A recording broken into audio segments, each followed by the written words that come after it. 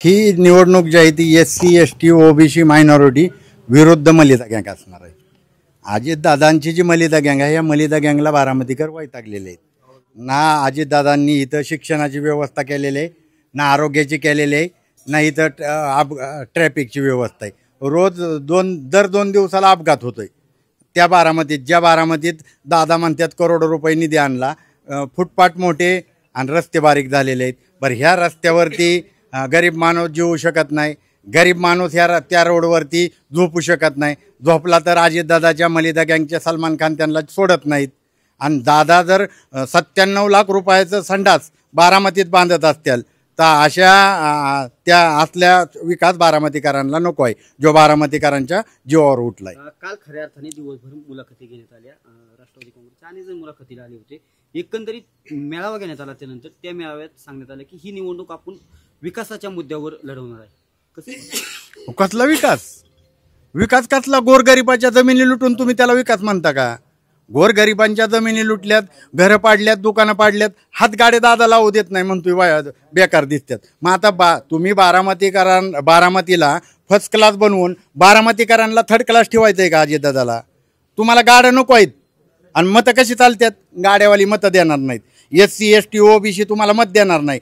तुम्ही त्यांच्या फार जीवावर उठलाय. SCचा निधी 14,000 करोड रुपये दादा अर्थमंत्री आहेत, त्या जसा अर्थमंत्री होत्यात तसं SCचा निधी ते पळवून नेतात.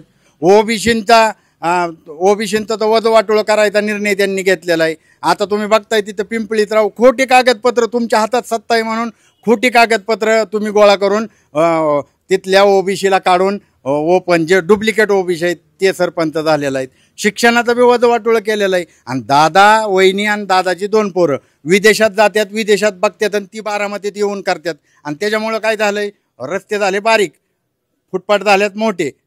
आणि हे विकास तुम्ही जो विदेशातून बघून येत आहे तो विदेशातून शाळा बघून या ना.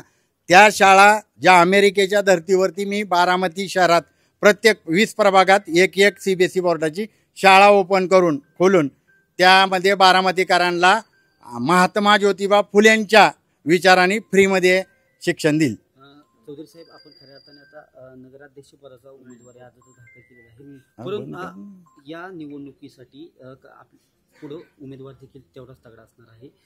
निवडणूक कशी होती, अजून चौरंगी होती, तिरंगी होती का दुरंगी होती हे माहीत नाही, परंतु आपलं प्रमुख मुद्दा काय असणार आहे जेणेकरून आपण जनतेसमोर जाऊन या निवडणुकीत यश संपादन करा? बारामतीचा 30% विकास, 70% भ्रष्टाचार, बारामतीतली गुन्हेगारी, बारामतीत 2 नंबरचे जे धंदे चालू आहेत उघड आहेत ते सगळे जनतेला माहीत आहेत.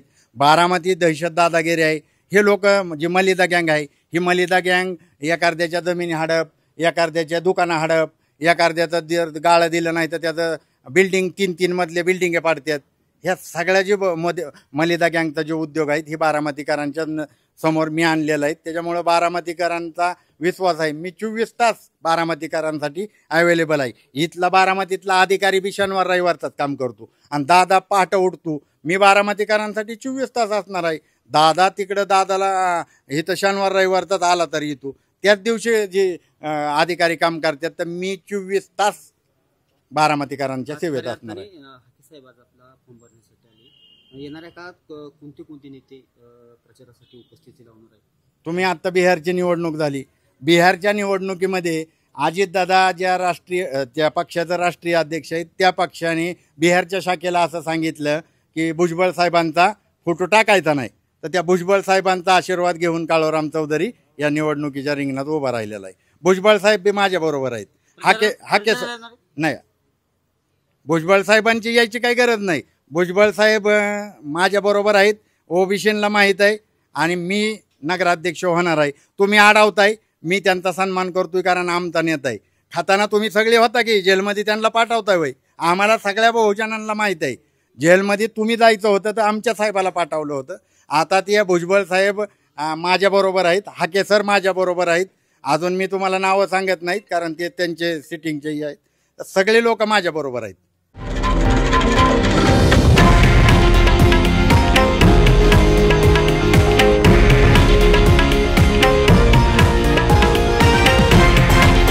हे आहे देशातील नंबर 1 न्यूज नेटवर्क आणि आपण पाहत आहात TV9 मराठी, एकमेव